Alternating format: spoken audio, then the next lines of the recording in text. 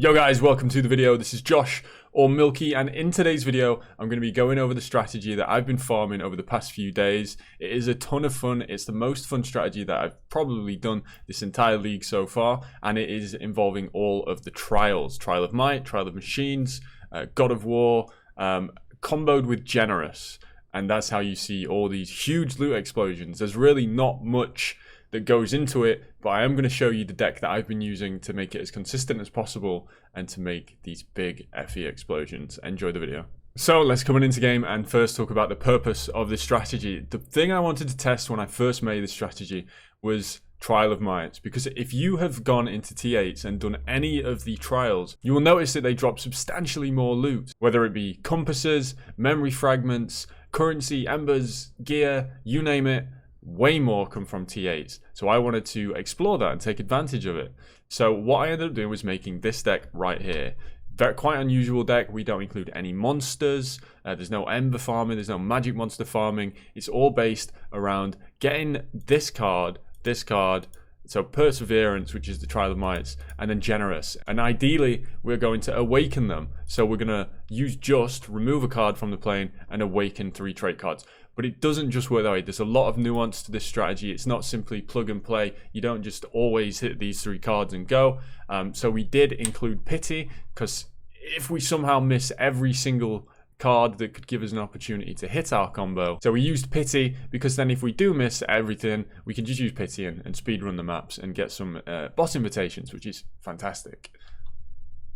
So let's look at some of the combos that we're aiming to hit with this strategy. Of course, the main one is simply just getting Trial of Might, Generous, and going up to T8, and then just running the final 3 maps with Generous at T8. Now, there is obviously some variance to this. So when you use the Trial of Might, you are not guaranteed to get commodities. So there obviously is some variance to this. It is not going to be the most consistent strategy in the world. But for me at this point, I just want to see big explosions of loot. I don't care if I'm making currency or how much I'm making. As long as I'm making a little bit, I'm happy to even take a loss. As long as it's fun, right? As long as I'm getting these big loot explosions, it looks awesome.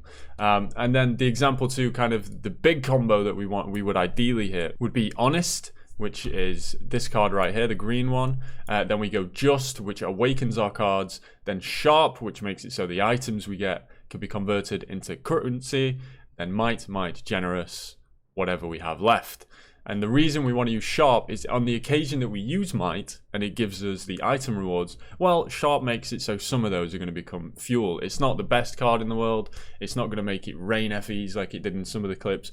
The raining of FEs is actually for another reason, which we're going to talk about next. So the thing we're going to talk about is compasses. The ones that you're going to run most of the time when you hit Might, Generous. If it is an unawakened Generous, you're just going to run maybe blue drops, purple drops, and then blue fuel, purple fuel. This isn't going to make it so that the map explodes with currency. Again, that's a completely different thing that's happening. That was an experiment, and we were kind of chasing the explosions. But this is the more standard one that you're going to do if you just want this to be consistent. However, if you do want the massive explosions, what I was doing was fuel, drops, might, and machines, and these were all golden.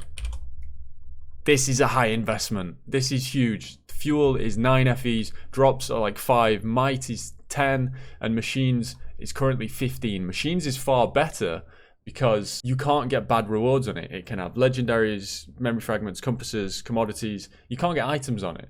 So it's way better. It's way more consistent than Might, so it's obviously going to cost a bit more. But Might, obviously, we can get those trait cards that allow us to get a chance to see the Might within the map. But even with that, we would still want to use a Might compass, because there is actually a chance you can get 2 Mights in a map. You can get 2 machines, you can get 2 Mights, so you still want to use this. Now, as I say, this is very expensive. This equates to almost 40 FE investment per map if you get elevated Generous. So be careful if you do this.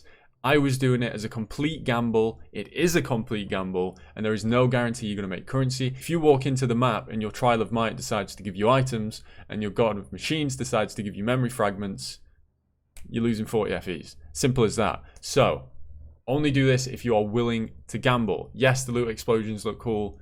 No, I am not making all those FEs. I'm just dropping them. I'm not making them because I'm spending 40. If I give you $10 and you give me 5 back, I'm not going to be very happy. And that's exactly what's happening here. I get them at 40 FEs, and it drops. Yeah, it looks cool. It drops 25 at once.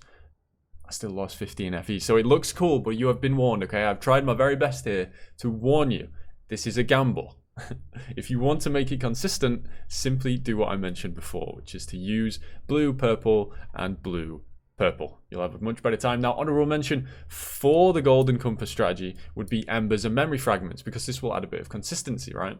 If you use it instead of the drops, for example, well, if you hit commodities on your might or machines, all those embers have got a chance to be upgraded because of the golden ember compass, and then memory fragments gives them a chance to be duplicated or even tripled, I believe. So maybe try some of them out. These will probably end up going up in price. I know a lot of people are starting to try this, so don't know how long this is going to be realistically even remotely close to sustainable, because even as I'm doing it right now, it's not sustainable at all. But it's a lot of fun. So if you want to gamble, if you want to have some fun, you could do this with the golden compasses.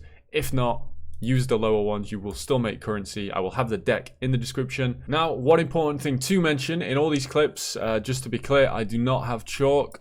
I've been using Eternity Summoner. This gives me a chance to make the lead mechanic better, but in this particular strategy, this isn't the focus. This is very good. I'm not trying to diminish it, but for this particular strategy, it isn't resulting in us getting all these explosions. It has literally nothing to do with it. I'm not even using the Eternity Summoner inner drops. But one important one, Happy Chunky. Happy Chunky is a blue pet, and he gives you the chance to get more flame fuel. So if you see this in a ring, we have, where is it? 4% extra more drop quantity of flame fuel, and we have that 4 times. So at the very least, you're gonna want this pet, and that's the strategy. That's what I've been doing the past few days. That's where these explosions come from. I'll leave you with a few more examples. Thank you very much for watching. I'll see you next time.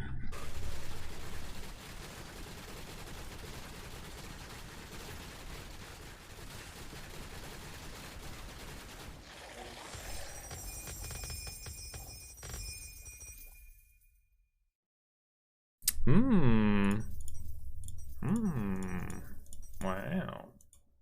Oh wait, we dropped 3 stacks of 3. Wow. It's counting. Machines, it doesn't matter if you use the compass or not. The compass for machines, the machine trial just can't roll items. It can roll unique items, but it doesn't have items as a base reward.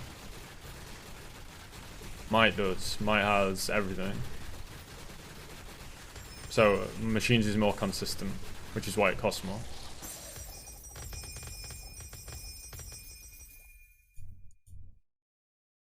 We get 11 waves, maybe?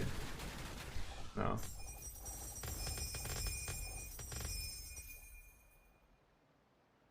What do you think?